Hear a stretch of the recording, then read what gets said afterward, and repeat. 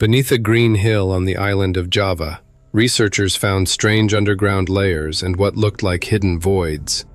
Soil samples came back with an age of more than 20,000 years. If the authors were right, this would have been a structure raised during the Ice Age, long before the pyramids of Egypt, before Stonehenge, even before Göbekli Tepe.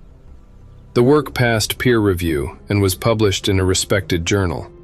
5 months later, that same journal announced the paper's central claim didn't hold up. So what's actually inside this hill? To answer that, we need to untangle a story where real archaeology, contested geophysics, and one of the most talked about retractions in recent science collide. West Java, Cianjur Regency, roughly 100 to 120 kilometers southeast of Jakarta. Volcanically active, humid, green. A paved road runs right up to it. No impenetrable jungle, no lost city mystique. Gunung Padang has long been a well-known local landmark. The name is usually translated as something like Mountain of Light or Mountain of Enlightenment, though the exact meaning is still debated. The site sits atop an elongated hilltop roughly 930 to 950 meters above sea level. The hill itself rises about 200 meters above the valley and river to its north. At the summit, a system of 5-stepped terraces rising one above the other. In Indonesia, this kind of structure is called Punden Berundak, a stepped sanctuary. Stairways and pathways connect the levels. A 2023 study estimated the largest terrace at roughly 30 by 40 meters. But the terrace's size isn't what grabs you first. It's what covers them. Thousands of elongated polygonal stone columns. Some lie flat, some stand upright, some form wall-like arrangements and walkways, as if the hilltop were scattered with the wreckage of some enormous collapsed building. These are andesite and basaltic andesite columns, formed by what's called columnar jointing, a natural process where cooling lava cracks into long polygonal blocks. It happens at volcanic sites around the world. So does that mean the stones are just a geological accident? Yes and no. The shape of the individual columns did form naturally, but people moved these ready-made stone blocks and arranged them into a human-built structure. The ancient builders didn't need to carve each block from scratch. The mountain itself had already done that work for them. The first detailed archaeological record of the site dates to the early 20th century. In a 1914 report for the Archaeological Service of the Dutch East Indies, Dutch researcher Nicolaas Johannes Krom documented the stone terraces at the summit, the stairways, and the upright andesite columns. Then, nearly 70 years of silence. The site largely dropped out of scientific attention. In 1979, local residents reported the site to authorities again. Indonesian archaeologists cleared the vegetation, mapped the terraces, and documented them in detail, concluding this was a prehistoric megalithic structure belonging to the Punden Berundak tradition. Here's the catch. Stone can't be radiocarbon dated directly. That method needs organic material, charcoal, bone, seeds, which means there's no single undisputed date for when all 5 terraces were built. Official Indonesian sources cautiously link the site's ritual use to roughly 2000 BCE, but that's an estimate, not a settled fact. There's another wrinkle. Site surveys show that even before 1979, local farming had already shifted and broken some of the stones. That means the current arrangement of many blocks isn't necessarily what the original builders intended. The upper terraces of Gunung Padang are a real, human-built, genuinely impressive archaeological site. That much isn't in question. The real controversy isn't about what's on the surface. It's about what might be hiding inside the hill itself. In the 2000s and 10s, Indonesian geologist and earthquake specialist Danny Hilman Natawijaja stepped into the spotlight. He and his team proposed a bold idea. The visible terraces might be just the topmost layer of a far older, far larger structure. Their theory: earlier construction layers lie beneath the surface. The hill's natural volcanic core could have been repeatedly reshaped and encased in stonework over thousands of years, gradually becoming something like a giant stepped pyramid. To test it, The team deployed a full toolkit of methods. Core drilling pulled cylindrical samples of soil and rock, letting researchers study the sequence of layers.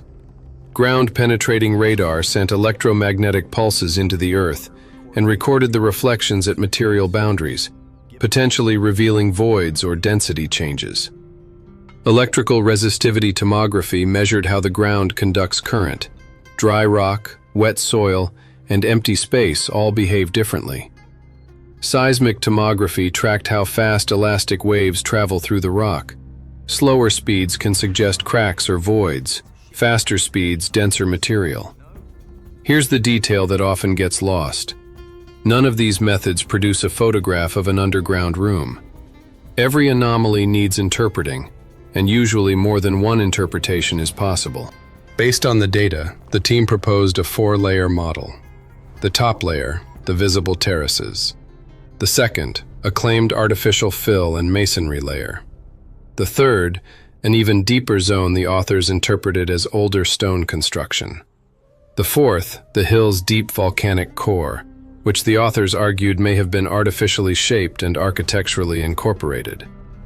Under this model, the claimed construction layers extended 20 to 30 meters down.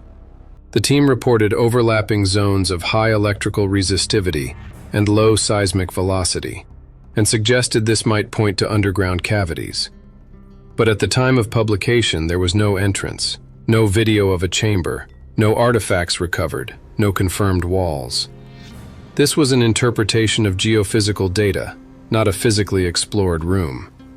The most sensational part of the study wasn't the geophysics, it was the dates. Organic samples from the deepest layers returned radiocarbon ages ranging from roughly 9,000 to more than 20,000 years. Some figures quoted in the coverage reached 25, even 27 to 28,000 years. If those dates really did mark the moment of construction, Gunung Padang would be older than the Egyptian pyramids, older than Stonehenge, even older than Göbekli Tepe, older than the beginnings of agriculture itself. On October 20th, 2023, the journal Archaeological Prospection, published by Wiley, ran a paper titled Geoarchaeological Prospecting of Gunung Padang Buried Prehistoric Pyramid in West Java, Indonesia. 12 authors, led by Natawijaja, argued that the earliest construction phases could date to the Paleolithic, long before farming spread widely. The paper passed peer review. That lent the hypothesis extra scientific weight and sent it around the world in headlines. But here's the question worth holding on to from the start. What exactly was dated? The stone, or something else entirely? Radiocarbon dating measures the amount of carbon-14 isotope in organic material, charcoal, bone, seeds, plant remains. It says nothing directly about the age of a volcanic column, a stone wall, or an empty cavity. For a date to establish a structure's age, the sample needs to sit in a clear archaeological context. Charcoal from a hearth on an undisturbed floor, say, or organic matter sealed directly beneath a foundation. But if a sample is simply pulled from soil between stones, it could be older than the structure, younger than the structure, washed in by water, mixed by roots, disturbed by burrowing animals, or carried down from higher on the slope. Picture this. Archaeologists find an ancient layer of soil under a modern house. Does that mean the house was built in that same era? Of course not. The age of the dirt is not the age of the architecture. That single problem is the weakest link in the entire sensational hypothesis. Specialists in geophysics, archaeology, and radiocarbon dating raised concerns almost immediately. Their objections came down to a few key points. The oldest soil samples weren't linked to tools, hearths, floors, or worked surfaces, nothing that could be confidently called the product of human activity. Columnar volcanic rock can naturally form structures that look strikingly like masonry, straight edges, repeating columns, layered zones. Landslides and weathering only reinforce the resemblance.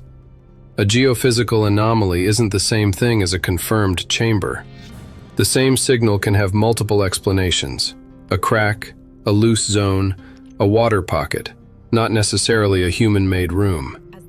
And perhaps the biggest issue, If a society 20 to 25,000 years ago on Java really was capable of building a multi-layered megastructure over generations, you'd expect to find stone tools, workshops, campsites, hearths, burials. None of that has turned up. On March 18, 2024, just 5 months after publication, Wiley officially retracted the paper. The journal's editors stated that radiocarbon dating had been applied to soil samples that weren't tied to artifacts or other reliable signs of human origin. As a result, the interpretation of Gunung Padang as a pyramid 9,000 or more years old was judged unsupported. The authors disagreed with the decision. That needs to be said plainly. The retraction wasn't about proven fraud or falsified data. It was about a conclusion regarding the structure's age that didn't reliably follow from the evidence presented. So what does the retraction actually mean, and what doesn't it mean? It means the paper can no longer serve as reliable confirmation of a 20,000-year-old pyramid, and that the ancient radiocarbon dates can't be directly assigned to construction. It does not mean the visible terraces stopped existing, that the site isn't ancient, or that there are definitely no cavities inside the hill. The authors continue to argue that the different methods correlated with one another, that the cores showed varied layering, and that a lack of artifacts in narrow boreholes doesn't prove an absence of human activity. Critics counter that unusual geology isn't archaeology, not until direct human traces are found. In 2025, editors in the same research field published a review of the case as an example of the challenges and responsibilities of peer review in archaeological geophysics. To really find out what Gunung Padang is hiding, what's needed isn't fresh interpretations of old radar scans. It's direct access, controlled excavation, borehole cameras, independent verification. But the suspected cavities themselves have not yet been directly entered or independently confirmed. It's worth pausing on the comparison that comes up most often around this story. Göbekli Tepe in Turkey has clearly human-made stone structures, carved monoliths, reliefs, and organic material dated directly within its archaeological context. It's been excavated repeatedly, and its age has been confirmed independently by multiple methods. Gunung Padang is a different case.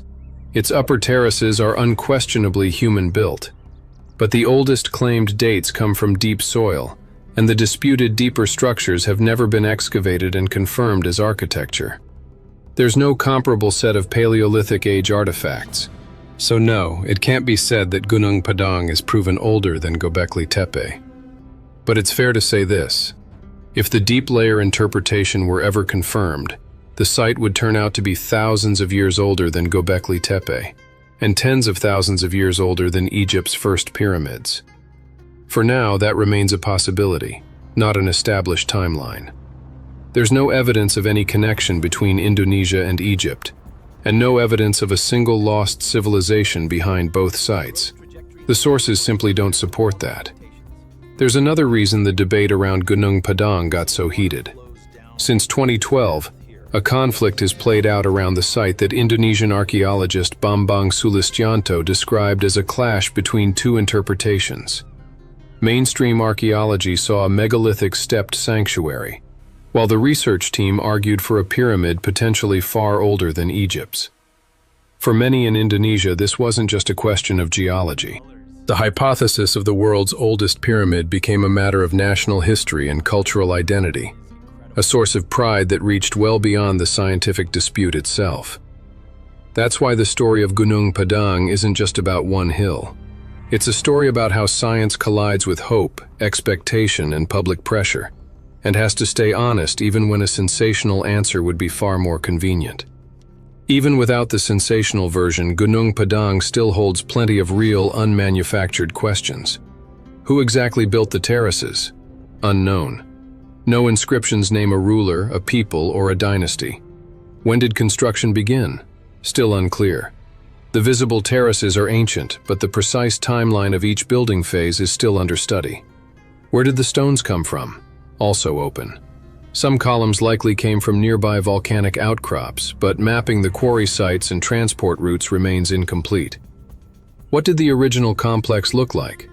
Hard to say. Many stones have been shifted, toppled, reused, and damaged by farming and erosion.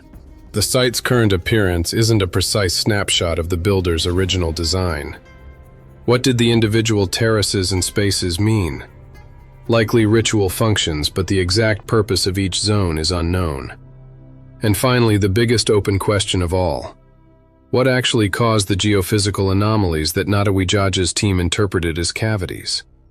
Only further measurements, independent studies, and careful, controlled excavation can answer that. Not another paper built on the same old data. Maybe the greatest mystery of Gunung Padang isn't the existence of some vanished super-civilization at all. Maybe it's how the ancient people of Java transformed a natural volcanic summit into a vast, sacred landscape. And why, thousands of years later, we still struggle to draw the line between what nature built and what people did. Until the suspected voids are directly investigated, Gunung Padang will remain not a proven 25,000-year-old pyramid, but a genuine archaeological mystery, impressive enough on its own, without any exaggeration. Subscribe to Hidden Epoch if you want to keep exploring ancient sites with us, places where the real facts turn out to be just as astonishing as the boldest legends.